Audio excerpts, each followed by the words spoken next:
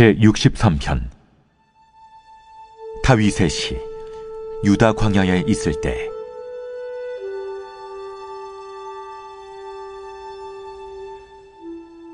하나님이여, 주는 나의 하나님이시라. 내가 간절히 주를 찾되 물이 없어 마르고 황폐한 땅에서 내 영혼이 주를 갈망하며 내 육체가 주를 앙모하나이다. 내가 주의 권능과 영광을 보기 위하여 이와 같이 성소에서 주를 바라보았나이다. 주의 인자하심이 생명보다 나음으로 내 입술이 주를 찬양할 것이라.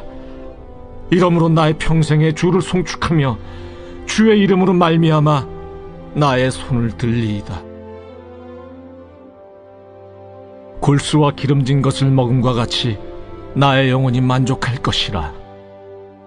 나의 입이 기쁜 입술로 주를 찬송하되 내가 나의 침상에서 주를 기억하며 새벽에 주의 말씀을 작은 소리로 읊조릴 때 하오리니 주는 나의 도움이 되셨습니다. 내가 주의 날개 그늘에서 즐겁게 부르리이다. 나의 영혼이 주를 가까이 따르니 주의 오른손이 나를 붙드시거니와 나의 영혼을 찾아 멸하려 하는 그들은 땅 깊은 곳에 들어가며 칼의 세력에 넘겨져 승냥이의 먹이가 되리이다. 왕은 하나님을 즐거워하리니 주께 맹세한 자마다 자랑할 것이나 거짓말하는 자의 입은 막히리로다.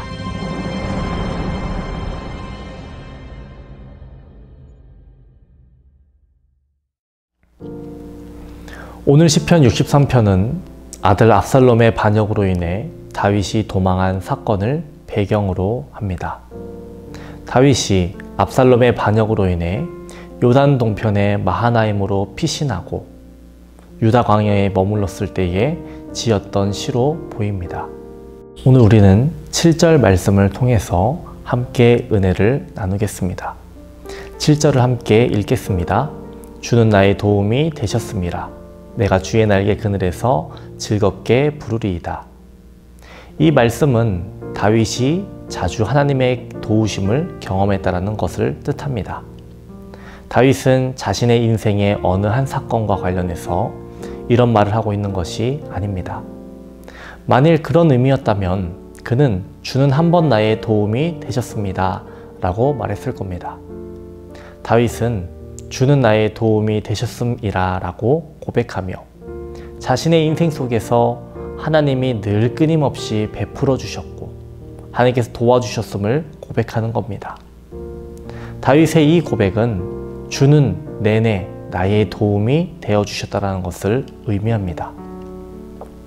소년 다윗이 아버지의 양대를 치고 있을 때에도, 골리앗 앞에 서 있을 때에도, 사울에게 쫓겨 광야에서 지낼 때에도, 그리고 오늘 본문의 상황, 압살롬의 반역으로 인해 도망하고 있는 상황 속에서도 하나님은 다윗을 도우셨다는 겁니다.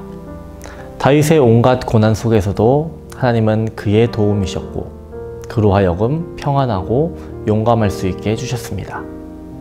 다윗이 위험에 처해 있을 때에도 하나님은 그의 도움이셨고 그를 원수의 손에서 지켜주셨습니다.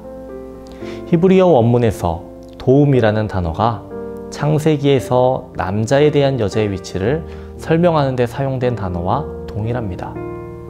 하나님께서는 하와를 아담의 배필로 지으셨던데 본문에서는 전능하신 하나님이 우리에게 바로 그런 배필이 되어 주셨다라고 말씀하고 있는 것과 같습니다.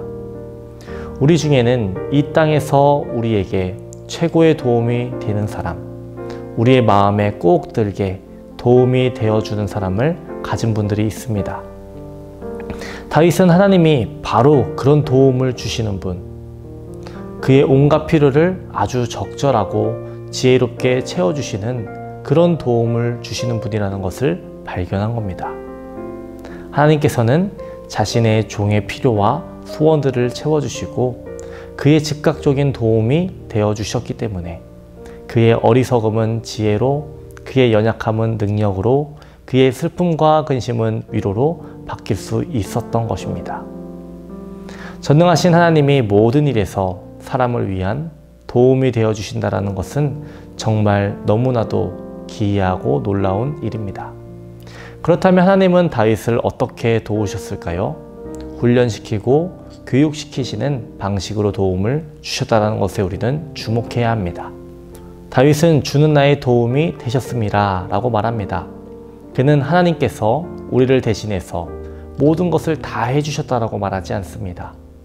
하나님은 우리를 도우셔서 우리로 하여금 스스로 일하게 하셨다라는 겁니다.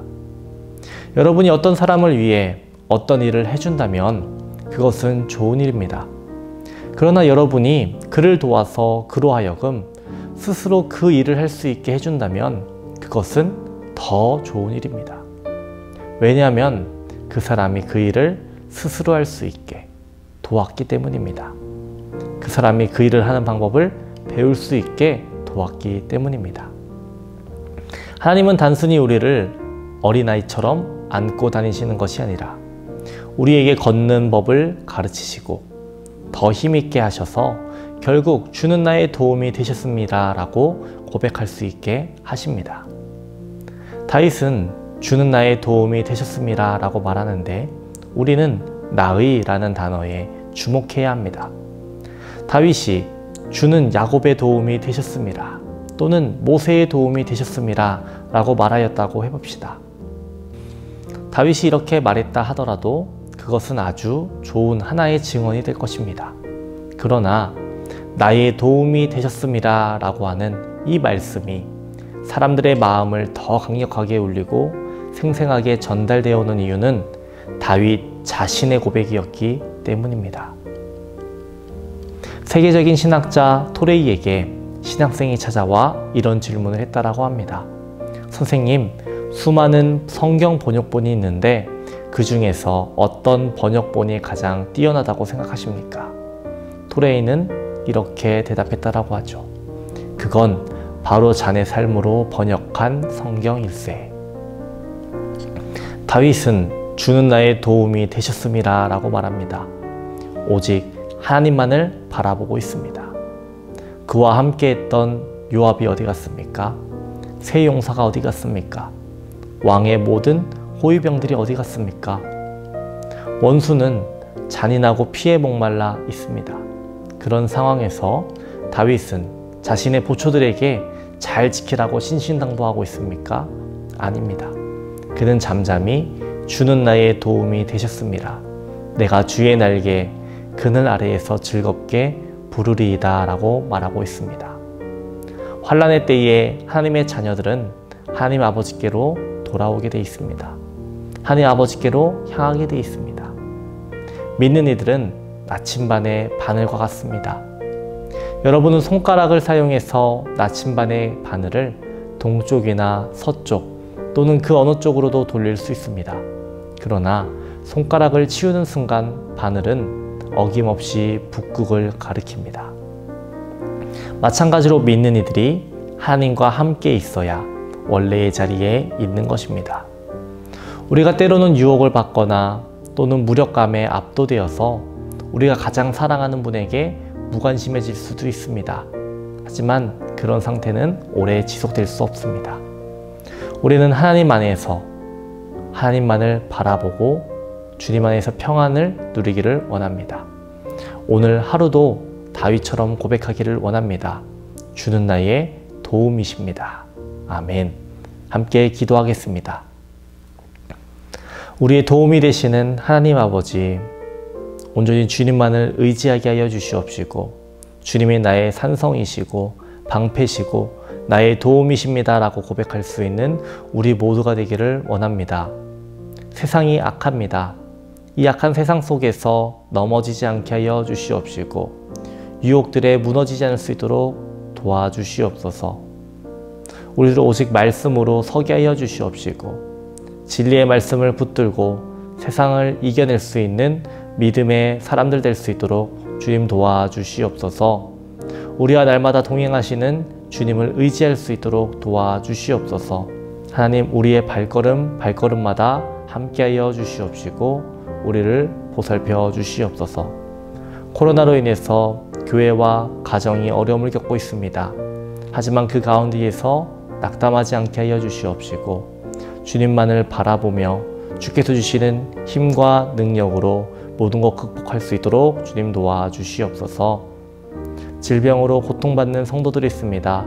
암으로, 불면증으로, 공황장애로 고통받는 모든 성도들 주님 붙잡아 주시옵시고, 하나님 모두 치료되어서 하나님께 영광 돌릴 수 있도록 도와주시옵소서. 하나님 오늘 하루도 함께 하실 줄 믿습니다. 감사드리며 예수님 이름으로 기도합니다. 아멘.